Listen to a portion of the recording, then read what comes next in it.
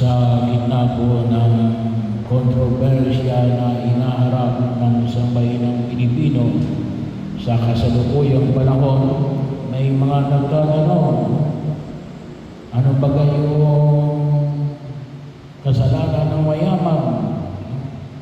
Kasalanan ba ang maging mayaman? Kasalanan ba na magkaroon ng maraming mamahaling sasakyan? Kasalanan ba ang magkaroon ng mamahaling pagkain? Kasalanan ba ang magkaroon ng jet, helicopter, aeroplano? Bahagi yun na kung saan ay makita natin. Well, pagkakataon na kung saan ay nais na bigyan natin ng pagninilay para po sa Ebanghelyo ngayon sa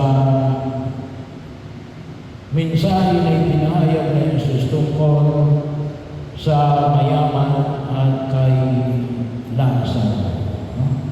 Hindi ho mayaman, hindi ho kasalanan na kapag kayo po ay mayaman. Bahagi ho. Ano yung kasalanan? Kasalanan kapag sa gitna ng bagyo ay ipinamamanig ninyo yung magaganda ninyong damit habang ang mga kapatid natin ay nalulunod sa ragasan ng tubig. Hindi nila naman kasalanan kung marami kayong sasakyan, pandagat man yan, panlupa o pamigmamawid. Basta hindi ninyo ninakaw at dinamrambo ang taong bayan. Pero yung Ebanghelyo natin ngayon, makita natin na dito, ano yung kasalanan ng mayaman? Hindi naman siya nagnakaw. Hindi naman siya pumatay ng tao para makuha niya yung kayamanan. Kung atin po titignan natin, yung kasalanan ng mayaman dito alin, yung tinatawag ko natin indifference. Walang pakialam. Manhid. At mag-ingat ko tayo sa nagagumisa yung kayamanan. Ang tawag ko mga kalimitan yan ay alin. Nililibang tayo, may mga pagkatao na tayo nililibang na hindi na natin pinapansin. Binubusog tayo para hindi na wala na tayong pakialam sa pangailangan ng ating kapwa-tao. Well, mas matindi yun kapag talagang nagnanakaw kayo. Pero dito sa Ebanghelyo, hindi naman galing sa nakaw. Yung kayamanan ng mayaman. Ano na yung maliwanag na kanyang kasalanan? Hindi niya man lang inabutan si Lazaro na nanginginain sa kanyang apag na kumukuha sa mga mumong na lalaglag sa kanyang pagkainan. Hindi niya man lang binigyan ng kain siguro isang paa ng manok, kundi kaya ay isang bahagi ng litsyong baka na kanyang kinakain. Bahagi yun. Kaya pagkakataon, kasi bakit? Yun ang isang epekto na kapag tayo ay masyado nagmamahal sa kayamanan at karangyaan. At ito po hindi bago. Hindi ko bago. Bagaman ngayon, naranasan natin ang nagiging bahagi na usapin sa Kongreso at sa Senado. Matagal na natin alam ito eh. Ngayon may resibo lang, bahagi yun. Pero hindi ito bago. Sa unang pagbasa, pakinggan mo natin yung unang pagbasa. sa aklat ni Propeta Amos. Maganda yung sinabi ni Propeta Amos na ito ay nangyari na noong panahon pa niya. Anong sinasabi rito? Kawawa kayo, sawing palad kayo sa aba ninyo. Na alin, kayong mga nagsisikain ng masarap. Kawawa kayo, kayong mga nahiga sa mga mamahaling kama. Sawing palad kayo, kayong mga umiinom sa mga lalaking kopa. Kawawa kayo, kayong mga gumagawa ng mga awit. Katulad ng mga awit ni Haring David. Sa gitna ng inyong kalatayuan. Ay, alam nyo, si Propeta Amos, ayan ay sa lumang tipan yan, bago pa dumating si Jesus. Yan ay alin, 700 to 800 years bago dumating ang ating Panginoong Jesucristo.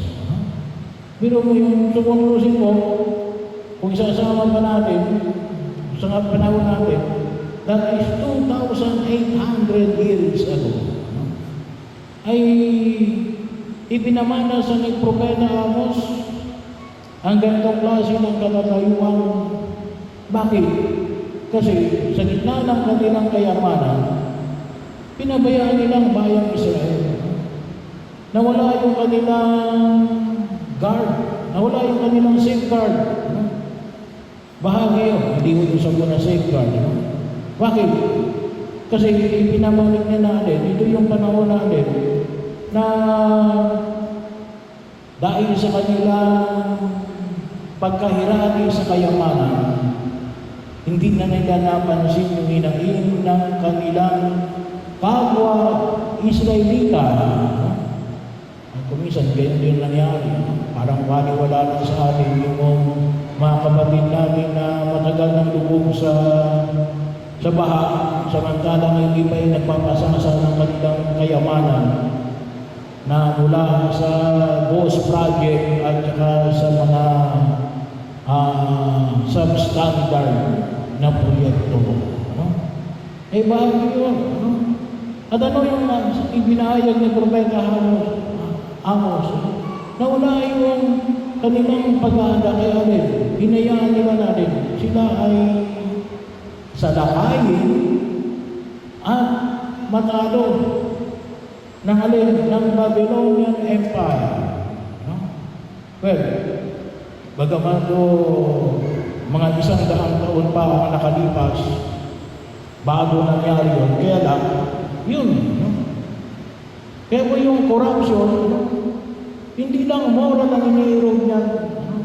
Hindi lang moral, hindi lang yung buhay moral ang tinutupok niyan. Sinisira niyan ang pagkatao at ang kadalagan ng isang bayan ang kinakain niya. Kaya yun ang bahagi. Alam naman natin, so sila'y nasakot ng Babylonian Empire. Sabi ko na, bakit ko na, pero at least para at least mga ano yung Babylon? Iraq, no? For how many years? Anong nangyari? Ano kaya sabi ni Propeta Amos doon sa mga noblemen, kayo ang mga unang ipatatapon. Yun ang tinatawag natin, exile, Babylonian exile, kasi yung mga noblemen, yung mga prinsipe, yung mga pinuno ng kanilang bayan, eh sila yung dinala sa Babylon. At alin, doon sila itinulong for 50 years, almost 2 generations. Bahagi yun, ang nakita natin. Kaya kinakailangan natin pag-ingatan, gamitin natin ng maayos ang kayamanan ng daigdig na ito. Huwag natin hayaan na tayo ay kainin ng mga maling pagmamahal sa kayamanan. Makalimutan natin ang pagmamahal natin ating kapwa-tao, sa ating bayan at sa Diyos. Kaya nga bahagi rin ito na binibigyan natin ng pansin, na Laudato Si. Sabi nga natin mula September 1 hanggang October 4, ito yung panahon ng paglikha natin. We are interconnected, biodiversity, na kapag pinabayaan natin ang isang korupsyon, madadali ang lahat. Pangalawa, kapag pinag-usapan natin ang mga mahihirap, sa puso ng ating Diyos ay makamahirap. Kaya nga ulit sa Ebanghelyo natin, hindi pinangalanan yung mayaman sa Ebanghelyo ni San Lucas, bagaman sa Ebanghelyo ni San Mateo, tinawag itong Dives. Pero kapag tinignan natin yung ibig sabihin ng Dives sa salitang Grego, ang translation niya na yan, mayamang lalaki. So, bahagi yun. Kaya may tayo mga mahirap na nasa puso tayo ni Jesus. Pero sana makita natin yung pagkapahalaga sa tinatawag natin preferential option for the poor. Maintindihan natin ano mag-ibig sabihin ng preferential option for the poor. Halimbawa, kapag pareho ang nakaganap ng requirements o sabay na dumating yung mahirap at mayaman, anong unahin natin? In practice, inaatupag kagad natin yung mayaman. Kahit naman minsan, uli na yung mayaman paunahin pa natin kasi mayaman siya. Sa preferential option for the poor, ay kung sabay. Kung nawala yung mayaman, hindi unahin mo yung mayaman. Kapag nawala yung mahirap, hindi unahin mo yung mahirap. Kung sabay, unahin mo yung mahirap. Yun ang ibig sabihin ng preferential option for the poor. Ganun din naman, kung sila ay parehong nag-a-apply ng trabaho, pareho sila qualified, ano yung pipiliin mo? Yung mahirap. Yun ang ibig sabihin ng preferential option for the poor. Bakit? Sapagkat sa puso na Jesus, naiintindihan na yung mga mahirap. Sabi nga natin, yung mga lumalaban ng patas. Kaya nga, ipinahalaga ni Jesus natin na sa gitna ng ating paghihirap, hindi tayo nag-iisa. Kaya nga, simbolo natin ay ang krus na Jesus.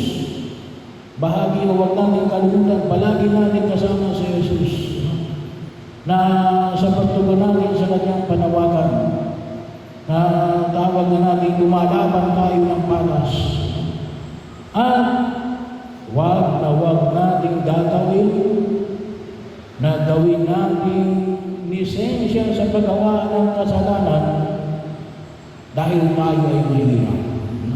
Alam niyo kung minsan kapag nanonood ako ng news sa TV, kapag tinanong ng reporter, ba't mo nagawa yan? Wala akong makain, wala kaming trabaho. Huwag natin gawin dahilan para gumawa ng kalokohan ang pagiging mahirap. At nais ng Diyos natin na tayo ay bigyan niya ng lakas sa pagtutunan sa daigdig na ito. At higit natin babago ang mundong ginagalawan natin. Nasa gitna ng ating paghihirap, doon natin higit na makikita yung alin.